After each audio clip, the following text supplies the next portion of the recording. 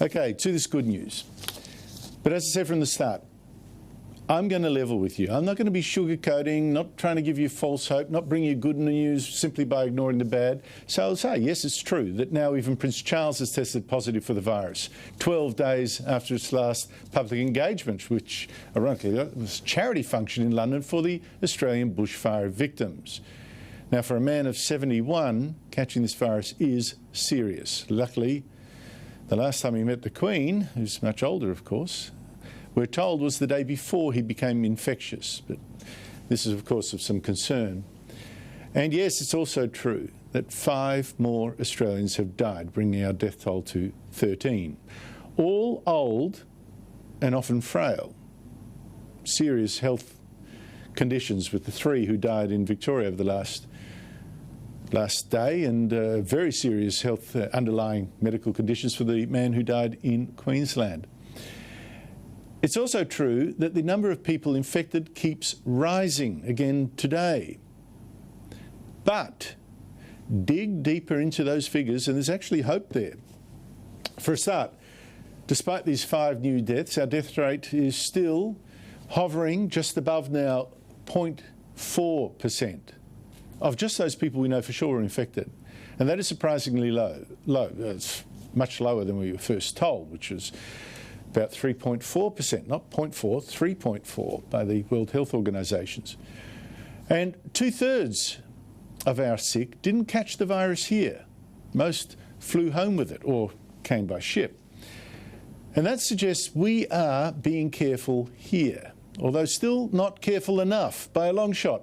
How in the hell was this allowed to happen at Sydney Airport today? All those travellers returning in a great big bunch. Our border security is still way too slack. This is unbelievable. I know they're all going to say, oh yes, and we'll go home for 2 weeks and self-quarantine. Really? All of them? Seriously? We trust that? Why don't we have compulsory supervised quarantine for people flying in from overseas? Particularly when we hear that passengers have been giving false addresses to customs for what they'd do or where they'd go for their self-isolation. So when check, knock, knock, knock on the door, they're not there. We should have more of what we saw with the passengers we evacuated from Norway, from a ship there. Stick them in a hotel. Lord knows the hotels are empty enough. I'll say it again, we have to get tougher on this aspect. I got diverted to the good news. To the good news. In fact, the best of the good news today.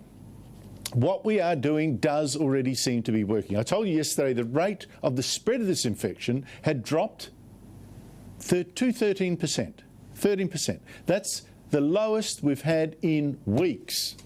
Now, I know that's still too high, but it's usually been double that over the last fortnight, double, even higher. Well, today the total number of new cases was higher than yesterday. I won't hide that. 370 more sick people in the 24 hours to 3 p.m. today.